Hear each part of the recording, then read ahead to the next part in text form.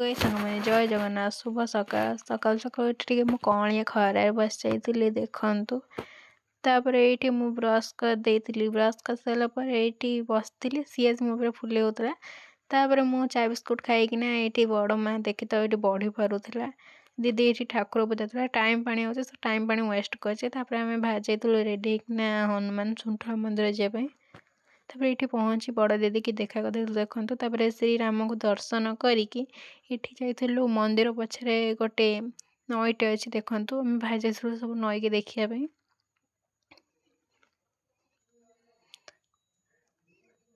ଆସନ୍ତୁ ଦେଖିବା।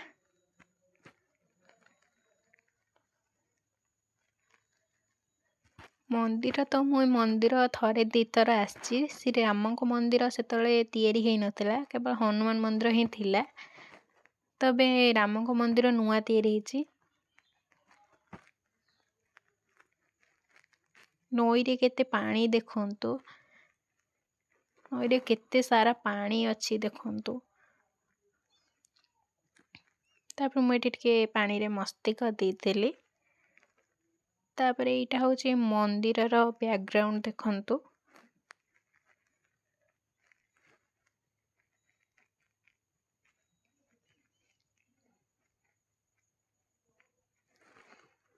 ତାପରେ ଏଇଠି ପୂଜା ପାଇଁ ସବୁ ରେଡ଼ି ହେଉଥିଲା। ଏଇଠି ଆମେ ସବୁ ଠିଆ ହେଇକି ଦେଖୁଥିଲୁ ଦେଖନ୍ତୁ। ଏଠି ପୂଜା ହେଉଥିଲା। ତାପରେ ପୂଜା ସରିଲା ପରେ ଏଇଠି ପ୍ରସାଦ ଖାଇ ଦେଇଥିଲି। ତାପରେ ଖାଇକିନା ବାହାରି ଯାଇଥିଲୁ ଖାଇବାକୁ ଯିବା ପାଇଁ। ଏଠି ଆସି ଖାଇ ଦେଇଥିଲୁ। ଏଠି ଗୋଟେ ଭାଉଜ ଆମର ହେବେ ଦେଖା ହେଇଥିଲେ। ତାପରେ ଏଇଠି ଆମେ 99 ବଜାର ସବୁ କିଣିକି ପଳେଇ ଆସିଥିଲୁ ଘରକୁ ଦେଖନ୍ତୁ। ରହିଲି ନମସ୍କାର ଜୟ ଜଗନ୍ନାଥ। ଭିଡ଼ିଓଟି ଭଲ ଲାଗିଥିଲେ ଲାଇକ୍ କରିଦେବେ।